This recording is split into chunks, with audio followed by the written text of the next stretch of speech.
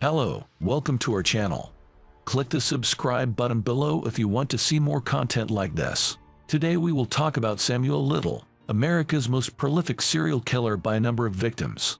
Samuel Little has confessed murdering 93 people in the span of 34 years between 1970 and 2005. He has killed more people than Jeffrey Dahmer and John Wayne Gacy combined. Samuel was born on June 7, 1940, in the U.S. state of Georgia to a mother who was a sex worker.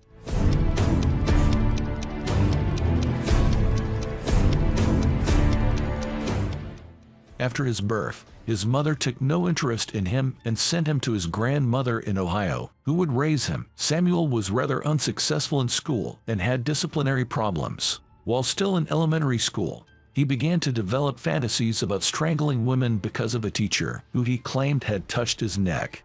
These fantasies haunted him even after he went to Hawthorne Junior High School. He began collecting crime magazines that included stories of murdered women.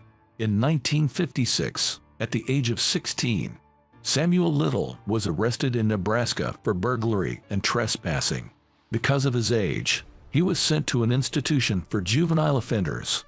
From 1957 to 1975, he was arrested 26 times in 11 different states for crimes ranging from burglary to assault. Could a man who committed so many crimes have a girlfriend?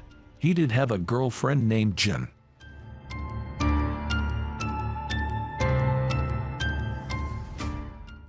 There is not much information about this woman, except for the fact that she died soon.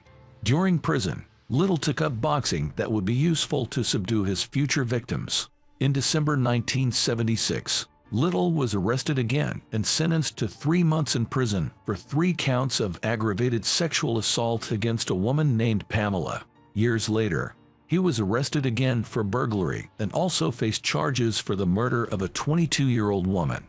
However, he was tried for the murder of a 26-year-old Patricia Mount, who had gone missing and whose lifeless body had been found 2 months earlier in Florida. In January 1984, he was acquitted after the trial that lasted a few days. That same year, Little was arrested and tried for an attempted murder of Lori Burrows and sentenced to 4 years in prison. In 1987, the lifeless body of another woman was found. In 1989, the bodies of 2 more women, Apodaca and Audrey, were found in the same place. All 3 of the women must have been strangled to death in the same way. From 1990 to 2013, Little continued to break the law in 7 different states. He was arrested many times for crimes such as theft, drug possession, and drunk driving. But the serial killer's luck was about to run out.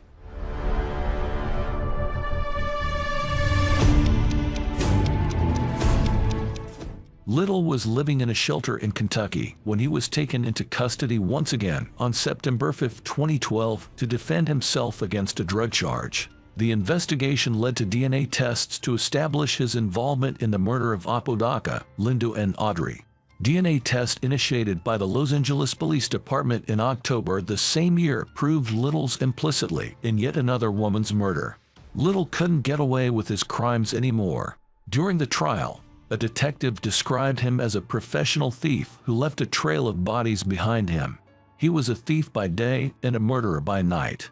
He would spend his days stealing and spend his money to bring women to his car and kill them. Despite not pleading guilty, Little was found guilty of 3 counts of first-degree murders on September 25, 2014.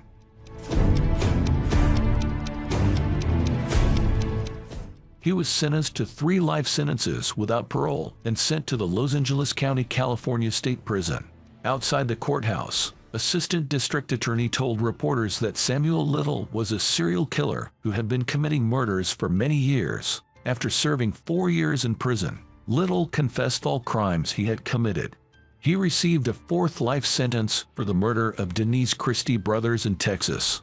When asked about the reason behind his crimes, Little said, "I say if I can help get somebody out of jail, then God might smile a little bit more on me."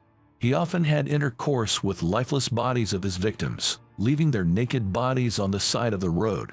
Little was convinced that he would not be arrested as the victims he chose were sex workers and drug addicts, and therefore their deaths would not be investigated.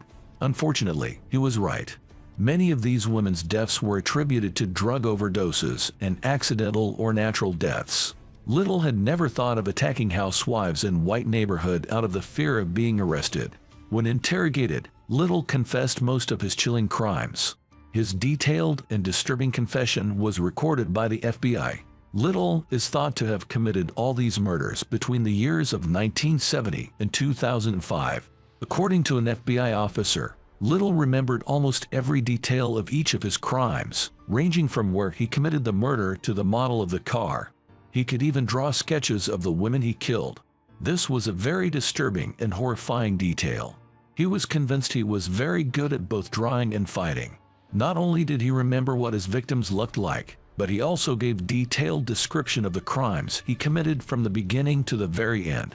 One of his most striking confessions was a murder that he committed in the early 70s. He narrated meeting an attractive transgender black woman named Mary or Moraine in Miami, Florida in the year of 1971 or 1972. Little had met her at the 17th Street. A few days later, they met at a bar again on the day Little offered her a ride to her home. The woman was living with her roommates. When they arrived at her house, one of Mary's friends returned to Little's car, as one of them wanted to sell him a bar of shaving cream. Little drove Mary to the north in the 27th Highway and probably killed her in a driveway near a sugarcane field. He then drove away to a road that led to a river or a swamp. He dragged Mary's lifeless body into the river. He couldn't believe it when the body was found. It's unknown whether it was the first murder he committed. However, the way he took the lives of his victims was almost identical. His confessions proved that his crimes were alike.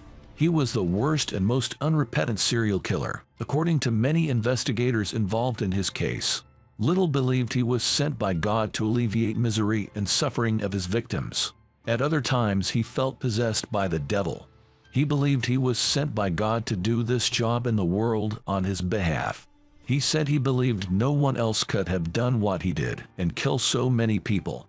He perceived his crimes as matter of honor as well as a curse that was haunting him. Samuel Little was suffering from a heart disease and diabetes and was confined to a wheelchair. He died on December 30, 2020 at the age of 80 in a hospital in Los Angeles. His death left many unanswered questions about his crimes.